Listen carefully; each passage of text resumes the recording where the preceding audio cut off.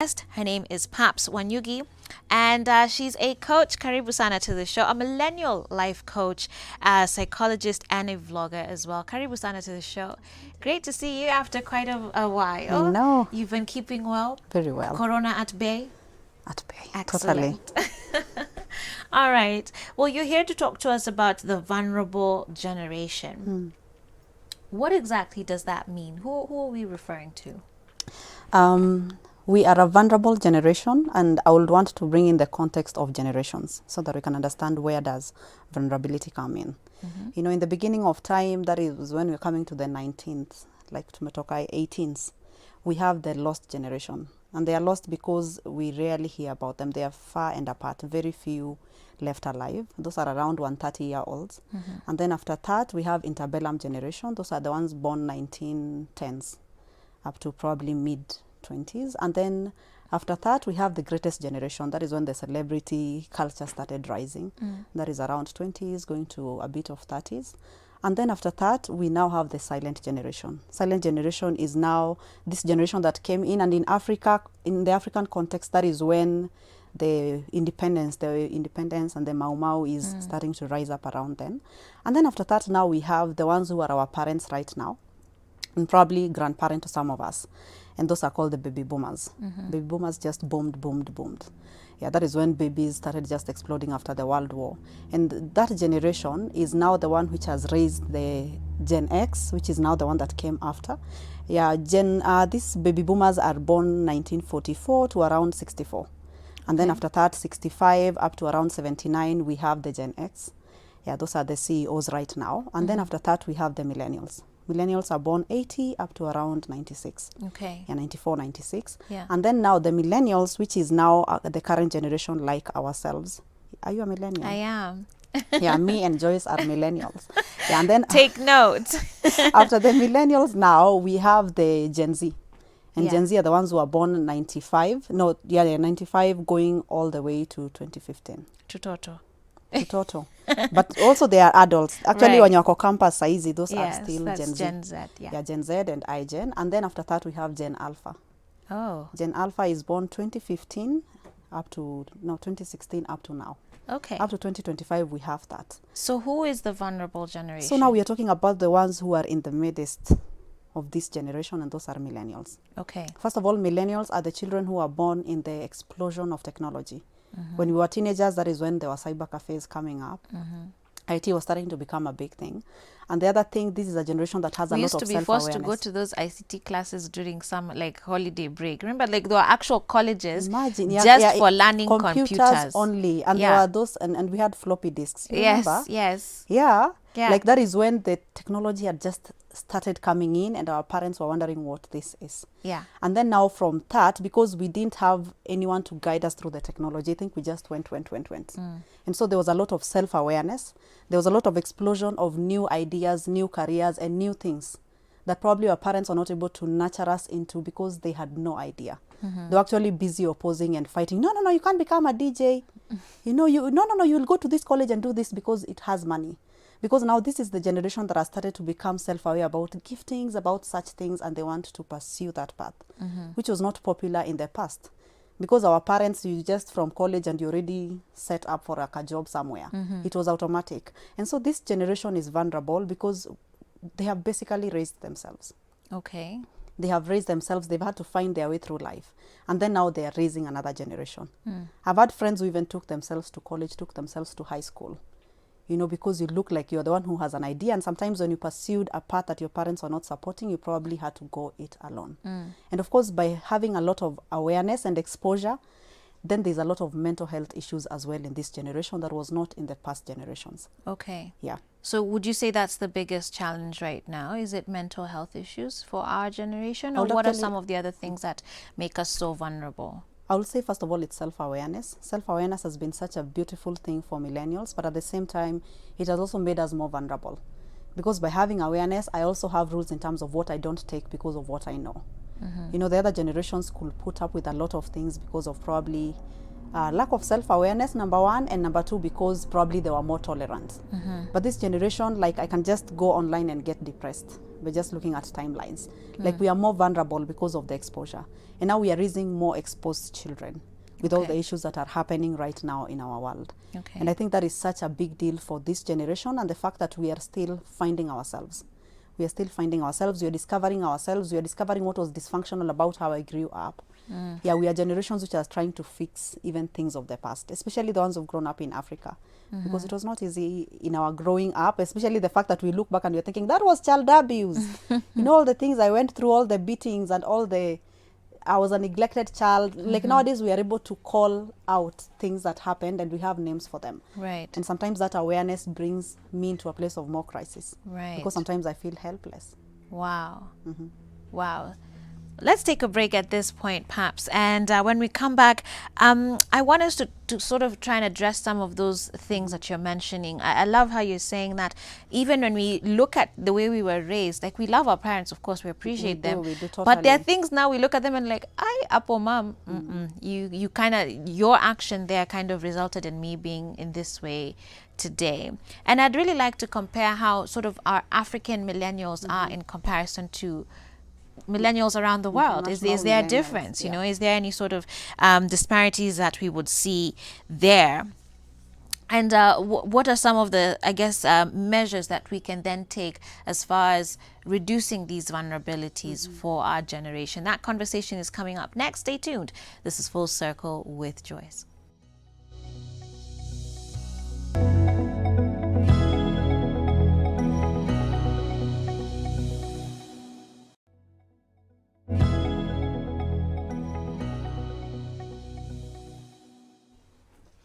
Hey there, guys. Welcome back to Full Circle with Joyce. To some of your SMSs here, my name is Linus Mutuma, young counselor and founder of the Lord is Peace Ministries. You're saying you need the book for this reason. You currently work with young people who completed school, that's certificates, diploma, degree, etc., but have no jobs, and you help them overcome the stress. Another here saying, Joyce, I deserve it because I'm transitioning to from employment to entrepreneurship. I'd really like to read it. That's Madrin. I have someone from Nyeri who'd like to get it because they love reading books. Agnes from Nakuru, you were a candidate this year and you really do admire Dr. Wale, and you're asking to fulfill this dream of meeting him through reading. Okay, interesting. Joyce, I'd like to get the book because books are my greatest source of knowledge. I never got a chance to go to college, but the knowledge I have today is because of my dedication and commitment to reading books. Asante sana. That's Lydia. Maybe one or two more here before I jump back to our discussion. I have, hey Joyce, please send one copy to me. I enjoy your show and I am a fan of the author who's an excellent motivational speaker, driver. I have enjoyed his speeches in various media facilities he uses to reach people. That's Jones Nyamai from Machakos County. Asante sana. Okay, Kinywa from Kirinyaga, you're saying, I want to make a turning point in my life, and according to how you've introduced the book, I think it's the best for me. Past mistakes and beliefs have hampered my progress. Thank you very much, Kinywa, and everybody else for your messages here. Oops, I think I saw one I want to try and read just now. Oh dear, I seem to have lost it. Oh no. Okay, I'll look for it. I'll find it. But thank you once again. 22999 is the SMS line. And turning back to our conversation here with Paps, we're talking about the vulnerable generation, and we've kind of gotten an overview of what the different generations are. And the vulnerable one seems to be the ones we call millennials. And it's an interesting group. I mean, we're part of it, but you know, in many ways, we're sort of misunderstood by a lot of people. I remember, I think one of the biggest misunderstandings is as far as something like career. Yes. And you know, for someone like me, I'm a musician, but I'm also in media. I also do development work. I mean, I'm trained as an economist, and I think for the generations before that, that's just unheard of. Like, you pick one thing and you do it. But our generation is just like express yourself however you want. And for me, I'm like, what's the limit? Like, I can do anything I want to do and set my mind to. But there's a lot of other things that I guess are very kind of misunderstood about millennials. So same with career. We're thought to be either lazy or just kind of confused because we hop around jobs, and it's not hopping around, but if we're not passionate, we're not passionate. You know what I mean? I'm not going to sit in a job for 40 years if I don't feel like I'm having impact on the world. Very different from our parents' generation. Totally. And millennials are these people who come to an organization and within 2 years they want to be on the board. I mean, we are ambitious. We don't see ceilings. Yeah, we are the generation that has also grown up in the motivation. You can do it. Believe in yourself. And so we go for it. And sometimes this can come off as arrogance, insubordination. And millennials don't follow you just because of your title. They follow you because of your influence. So influential leadership is key for the millennials and the generations that are coming up. And so that means in political arenas, you don't just follow politicians because they're big shots. You have to show me why I'm following you. That is why we follow results. And the other thing is also in church. For the pastors. Millennials are coming to church because they can feel there is vulnerabilities, there is authenticity. Those are the things we are looking for in all the spaces that we go to. And that's a key word, being authentic. Authentic. Yeah, it's not just about looking a certain way, but it's about actually being the thing that you say you are. Walking the talk. Walking the talk. And it's because that is something we believe and we are striving for. And so we are always looking around for people who are in the same space. And the other thing, of course, is the entitlement. Millennials are entitled. No, millennials want to work hard and achieve those things. Entitlement may be there, but all generations are entitled. It's not just a millennials thing. All these things that we are mentioning, they are lazy people from the other generations. They're entitled people from other generations. And so some of these things are labels. And I believe in terms of the misunderstood generation and the vulnerable generation, it's about just the awareness of what is happening in all these spaces. For the millennials to look back and appreciate the generations that were before, and also for the generations that were before to appreciate the millennials and generations that are coming after us who might be crazier than we look. Child, tell me about it. But I mean, how does the African millennial compare to, say, the world's millennial? I would actually say, first of all, culture. Culture is the front of everything we do in every migration. Like even in terms of Kitambo and all the migrations that used to happen, people carry their culture to every space they go through. And that is something that is beautiful, but sometimes it's also something that millennials are picking with a toothpick. Because there are many things about our culture that we don't agree with. There are things we can say that are oppressive, even opinions about women, the gender stereotypes, and many other things that we actually feel like this is oppressive. And so we are willing to discard those. But also there are very many beautiful things about our culture which make us unique as African millennials. Because our culture is still part of us. Our style of music is different. Our food is different. Our clothing is different. Millennials are able to rock the kitenges in a sassier way than the other generations. The Ankara. We've made it cool again. I know. Like totally cool. Until now it's trending internationally. I was just in the papers the other day too. With 4 kitenges. Imagine. Eish. Something that you would just not see without. Because when I was growing up, like, you would never want to be caught dead wearing a kitenge. I know. It was for that choir our mom. But things have certainly changed. But in many ways, it does seem then that the African millennial has had a lot to overcome, I guess, compared to, the world's millennials, just because those cultural differences are so... I mean, I look at kids today and how they talk to their parents, and I'm just I like, know, you will be dead. You will be dead. There's no way that would have ever happened I know. when I was growing up. So it's very interesting to see how those changes have happened. And I'm very curious also to hear your take on how this generation and millennials have also then approached relationships, because you've here talked about there's a very strong sense of what is oppressive, of what is unequal, like inequality, especially as far as like gender and women, our rights are concerned. Like, we're very vocal about that and we're not ashamed of it. You know what I mean? So whereas, our grandmothers and our mothers may have sat down and taken some things from their spouses, you can't mess with a babe like me like that. You can't do that. You know what I mean? I know. I think we are, first of all, the self-awareness factor and the fact that things have changed. Things have changed and things will change further. Why? Because in future and in the future of work, everybody will be participating. People are paid for their skills, people are paid for their, like you're talking about, the passion will be a currency in future. People are paid for their resilience and such things, and that thing does not have gender. Diligence and hard work does not have gender. Everyone comes on the table and does their thing. Right now, corporates are also coming to a place where they're being pressured to have And I gender like equality. what you said, because it also points to the fact that there are now there's no male work and female No, work. there's none. I mean, I think there are more male nurses even than there are women nurses. Even the beauticians. Beauticians. Our nails are done by more chefs. guys. Very true. You know, so Very true. there's this thing of saying ati hiyo ni kazi ya mwanamke. Kazi ya wamama. It doesn't apply anymore. Yeah, because for the millennial child and the millennial generation, being in the kitchen is not thing for women. We also have guys who love cooking, and partly because of socialization, and the other thing just because of necessity. Right. We have to do it together. I think this aspect of partnership has really grown in our generation, and it's such a good thing. Of course, sometimes it has its downsides, you know, because the biblical standard of how God expects us to relate to one another still doesn't change and deviate far from that, and that is still a culture. You know, Bible is a culture in itself. The Word of God is a culture, and also Africa is a culture, and also the global perspectives of gender roles and diminishing the gender stereotypes is a culture. And so it's about picking bits from all these places. Okay. And then knowing how does God want me to treat James? Yeah. How does God want Joyce to treat Wahiga? So that is the aspect of relationships. And of course, we're also coming. Do you know, Joyce, I did a session for teenage girls. That was around last month. And only 2 of them out of 12 have put on their vision board marriage. Wow. Yeah. Like, where will you be in 10 years? So those are children who will be around 23 up to 30.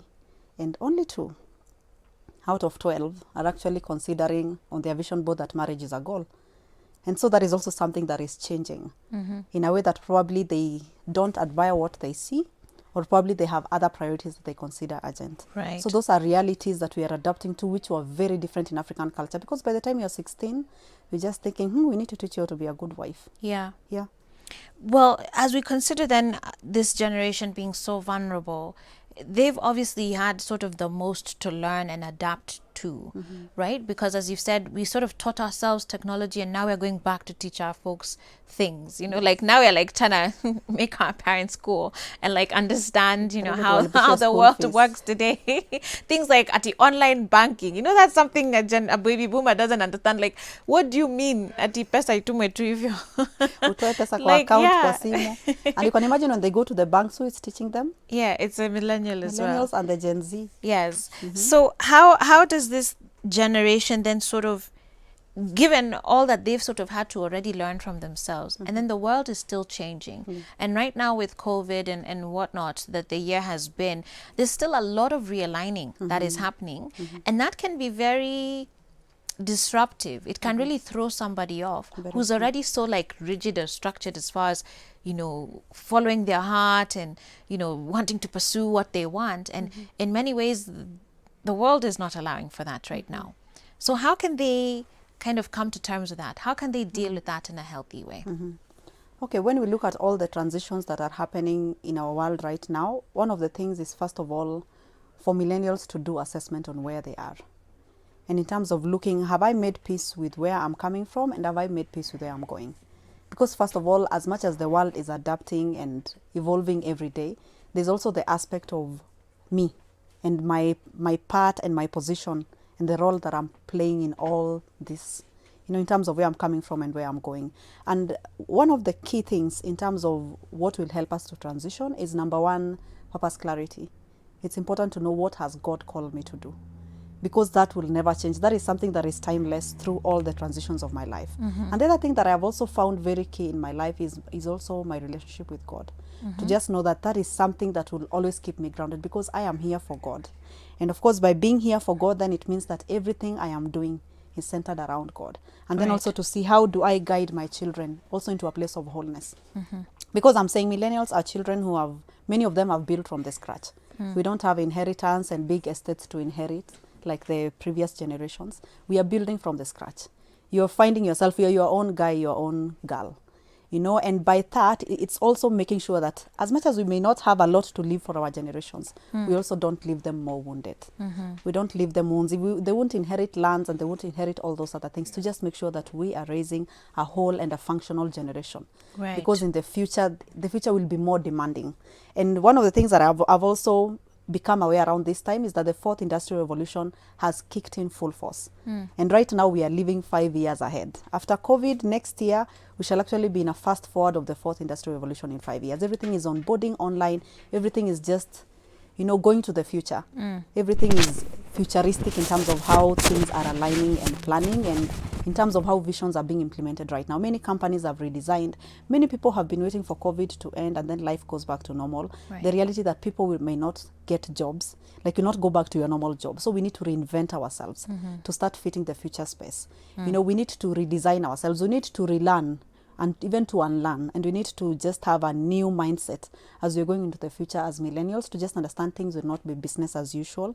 And the fact that the generations that will come after us need that preparation. That first of all, for parents to understand, grades will not be graded the same way. Grades will not be a big deal in future. Imagine your child being number one or number last. It will be about that child having self-awareness, and especially having a skill set And that is having learned competitive. something. And having learned something. Right. And yeah, and this is some of the So it's conversations. more about passing or failing rather than it is about being number one. Imagine, and it's also about what have you retained after you've learned anything, and how have you grown? What problems are you able to solve for the world? Those are the things that will be a quest for the future. Right. You will be hired because you are solving problems. You will be hired because you are bringing change and you're transforming the world. And when you look at this younger generation, they are very prophetic. That is one thing I love saying about them. They are very prophetic because they are solutions oriented. They are more adaptive. They are more resilient. They are more open-minded, which is a very, very key strategy. And sometimes, as the previous generations, sometimes we want to put down that, no, you cannot think like that, you cannot say that, you cannot do that. But it's because they are prophetic, and probably that is how God has wired their future, and they almost come ready. When you look at them, even in terms of confidence, they're able to negotiate. Yeah. They're able to express themselves because those are future skills. All right. Yeah. Wow. As we wrap up now, what would be your parting shot then to these millennials, especially in the wake of COVID, in the wake of, baby boomer parents who maybe just have not fully understood them. Maybe they didn't even know exactly who they are. They never understood that there is a thing like millennials, and that's where they fall into. What would be your parting shot to them as they sort of grapple with the different tensions around them, their own internal tensions, as far as there's that drive that's sometimes almost very negative, for a millennial if it's not well controlled, because we're so ambitious. And it can kind of spiral you out of control if you're not careful. But what would be your parting shot? I'll go back to the quote that you shared. Everybody needs to take responsibility for themselves. I need to still stay. By the end of the day, you know what, perhaps? You need to still rise up and become what God wants for you. Because everybody has a story. Even our parents had a story of this. The things we are sharing about being a millennial and my challenges. Every generation had its own challenges that they had to overcome and surmount and just rise up again.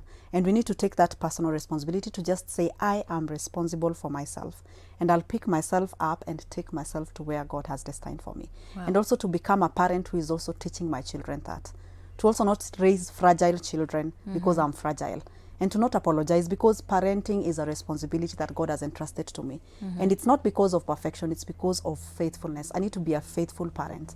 Even if I have my own struggles, I should not allow my children to manipulate me and to run me around because of my weaknesses. I need to be that person. Yes. Very well said. Yeah, and Joyce, this African Millennials conversation is a platform where we have this and many other conversations for Tell us African about it millennials. as we wrap up, Yeah. how people can find you. African Millennials Conversation is on Facebook. That is the easiest place to find us, and on YouTube. And we are having conversations on African millennials because we want to bridge generational gaps. Okay. We want to bring this conversation on the table and even look at how we can leverage on our culture. And these are the conversations we'll be having in the next many months. And then, of course, we also have Parenting Hot Seat, like Kitimoto for parenting, to just come also as African parents, which is a Facebook group as well, and just discuss these things on Okay. where am I struggling as a parent, and especially as an African parent, because our dynamics are always different. Sure. Yes. Paps, thank you so much for coming on to the show. Great to see you once again. And with that said, guys, we're going to take a break now as we get ready for our next segment. Coming up next, we have the Nafunze e-learning platform. I also have a lot more of your SMSs coming in as we get ready to give away 4 of Dr. Wale Akinyemi's books. Stay tuned. This is Full Circle with Joyce. I'll see you shortly.